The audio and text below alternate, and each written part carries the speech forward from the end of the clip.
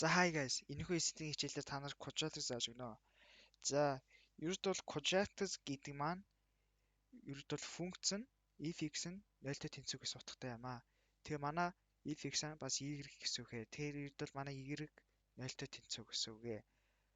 За, f(x) нэмэх нь ax квадрат нэмэх нь bx нэмэх нь c гэж байна. Энэ томьёо ерөөд бол олон түгээмэл ашигладаг хол та нар энийг сайн ч хэлж аваарай. За тэгээд одоо x 2-ыг хасах нь 4x хасах нь 21 тэнцвүүтийг харж байна. Энэ тэгэхээр манай quadratic equation болж байгаа. Яагаад гэвэл 0-тэй тэнцвүү болж байгаа. За энэ үед ерөөдөө x-ийг олж болно. Яагаад бол манай y маань тэнцвүү гарч байгаа болохоор.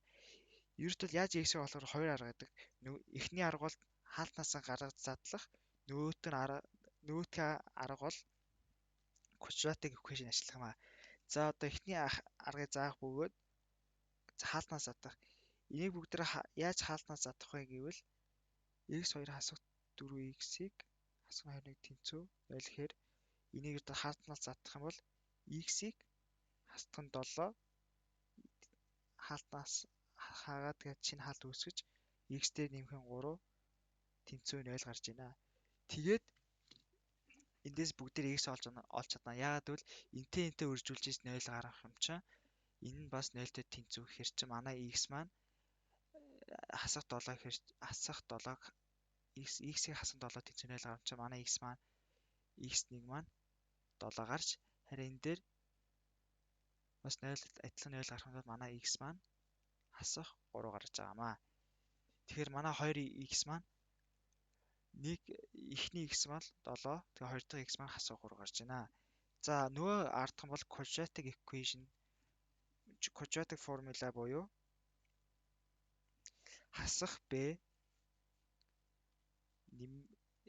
нэмэх хасах язгуур доор b квадрат хасах 4ac хуваад нь 2a юм аа.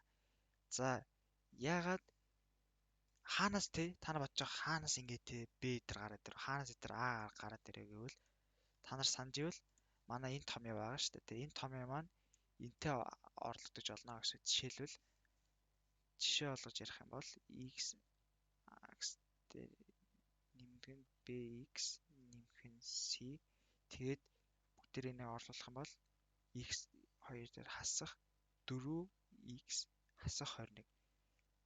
Ингээ ганцхан харж бол та нар нэг паттерн харж чадна. Ерөөд бол энэ x-үүд нь ингээд адилхан зэрэг өгсөн байгаа. Тэгэхээр манай уртлын тоонууд маань a b c-тэй тэнцүү гэсэн. Тэгэхээр манай уртлын тоо ингээд юу ч аахгүй юм чи мэдээж нэгтэй үржүүлж олно гэхэр чи манай a маань 1 гарч b нь мэдээж хасах 4 гарч тэгээ манай c маань хасах 21 гарч байна. Хасах 21. За тэгэл зүгээр л одоо энэ b-тэй орлуулж өгнө. Тэгэхдээ та нар энэ дээр харж ивэл нэмэх хасах хам чинь манай x маань 2x гарч ирнэ гэсэн. Хоёр төрлийн x гарч ирнэ гэсэн. x1 маань одоо энийг хасгаар гэж үзье л да. Хасгаар аавн гэвэл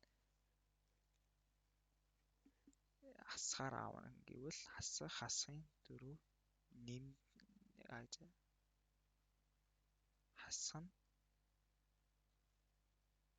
хасах 4 квадрат хасах нь 4 үрждэг нь 1 үрждэг нь хасах 21 тэгээд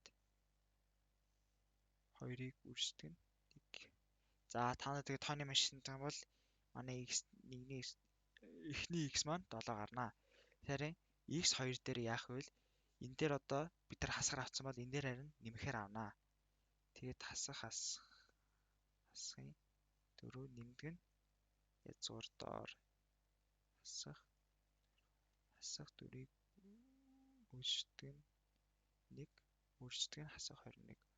Тэгээ хуваад нь 2-ыг үрждэг нь 1. Тэгээ та нар энэ одоо тооны машинд гэхдээ энэ тэмдгээ нэмэхэр өгөх юм бол манай x2 маань хасах 3 гарнаа.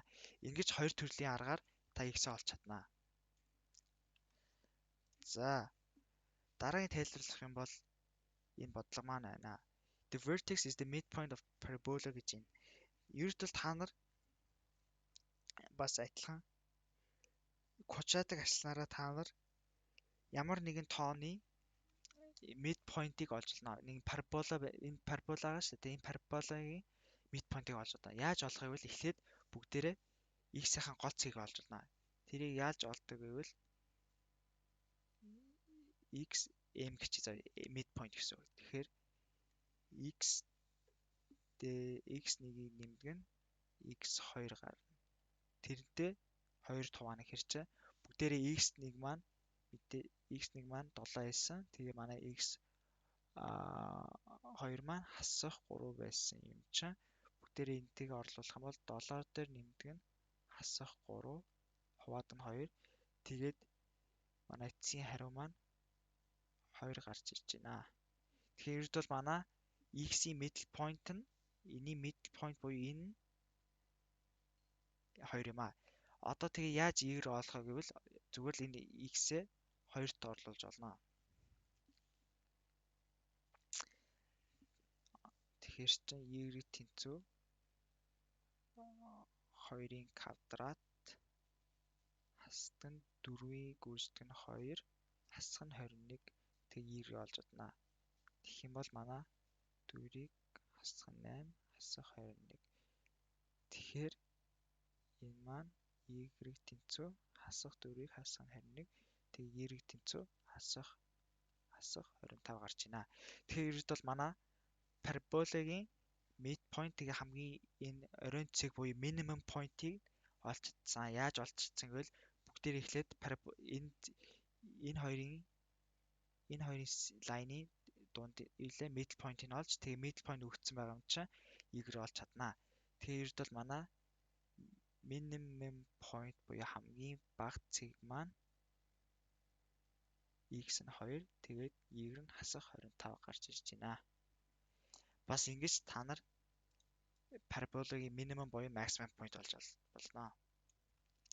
За хоёр дахь заах юм бол дискриминант. За дискриминантын томьёо бол d тэнцүү b квадратаас хасах нь 4az. Ерөнхийдөө дискриминант нь юу олдог вэ гэвэл roots гэдэг юм харуулж байгаамаа. Одоо жишээлбэл дискриминант нь 0-оос их байх юм бол энэ хоёрт two real roots буюу two solution гарч ирнэ. Тэр two solution яагаад гарч ирж байгаа вэ? Энэ x нь 2 удаа энэ парабола нь 2 удаа x-тайгаа мөрөлдөж байгаа гэдгийг харуулж чадж байгаамаа. Харин дискриминант 0-д тэнцүү гэвэл x нь зөвхөн ганц л энэ парабола нь ганц л удаа x-тай мөрөгдөлж явж байгаамаа.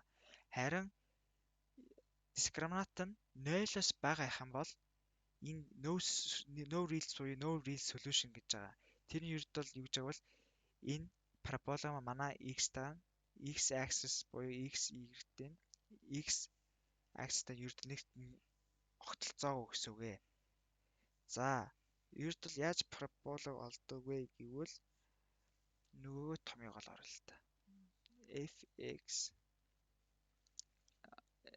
fx тэнцүү 2x квадратыг хасах нь 4x хасах нь 21. Тэгээ манай эн чинь мэдээж 0 юм чинь. Тэгтээ энэ удаа дискриминант болж байгаа юм чинь манай b маань хасах 4 тэгээ манай c маань хасах 21 тэгээд манай a маань 1. За тэгээд дискриминантаа энэ тоогоо орлуулах юм бол хасах 4 квадратыг хасдаг нь 4-ийг үрждэг нь 1 үрждэг нь хасах 21. Тэгээд энийг тооны машин дээр бодох юм бол энэ маань 100 гарч байгаамаа. Тэгээ эндээ харж ивэл манай дискриминант нь 0-оос их буюу энэ нь 2 real roots буюу 2 solution гарч ирнэ гэсэн үг. Одоо тэгэхээр манай граф маань ингэж харагдана гэсэн. Хэрвээ ингэ граф зур гэвэл ингээд энэ ингээ x axis энэ ингээд y axis тэгээд манай парабола маань ингэж мөргөлдөөд 2 real solutions буюу x axis-тэй огтлцож чаддаж 2 удаа огтлцож энэ тэгээд two real solution гэж гарч өгнө. За ингээл боломдоо ингээл манай quadratic equation-ийн ердэл иймэрхүү юм заадаг. Тэгээд та нар ингээд discriminatic quadratic formula мэдчих юм бол ердөө CT exam дээрээ асуудалгүй явна да. Иймэрхүү бодлого орж ирвэл. За тэгээд анхаарал хандуулсанд баярлалаа.